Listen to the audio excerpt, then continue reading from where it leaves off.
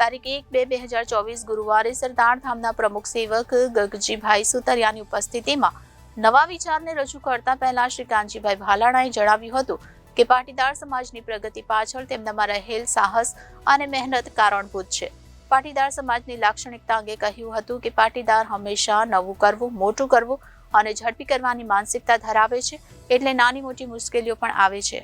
તેમ છતાં પાટીદાર સમાજે નોંધપાત્ર પ્રગતિ કરી છે. નવો વિચાર આપતા જણાવ્યું હતું કે બીબાઢાળ કાર્યને બદલે નવું કરો, તેમાં સાહસ અને સફળતા છે. સુરતમાં વેલંજા નજીક સરદાર ધામનું વિરાટ સંકુલનું નિર્માણ થઈ રહ્યું છે, ત્યારે સરદાર ધામના પ્રમુખ શ્રી ગગજીભાઈ સુતરિયાએ સાથે મળી સમાજ નિર્માણની હાકલ કરી હતી. તેમણે જણાવ્યું હતું કે સેવા કરવા માટે શૂન્ય બનવું પડે, સરળતા ખૂબ જરૂરી છે.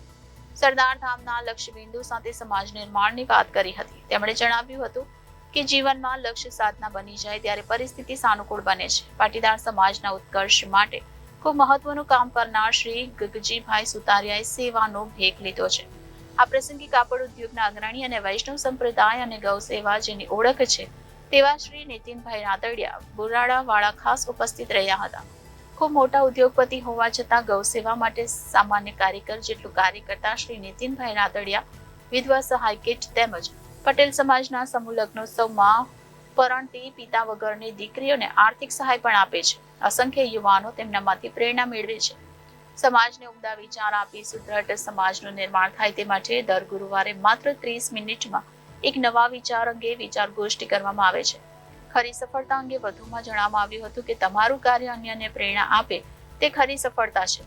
વિચારોના વાવેતર કાર્યક્રમને ખૂબ સારો પ્રતિભાવ મળી રહ્યો છે. 51માં થર્સડે થોટથી કાર્યક્રમનું જીવંત પ્રસારણ પણ થશે.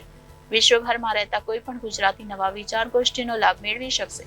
સમગ્ર કાર્યક્રમની વ્યવસ્થા યુવા ટીમ કરે છે. જ્યારે ગત વિચારનો રિવ્યુ હાર્દિક ચાંચડે કર્યું હતું, કાર્યક્રમનું સંચાલન ભાવેશભાઈ રફાડિયાએ કર્યું હતું. Reporter Arvind Rathod, Janadesh news, Surat.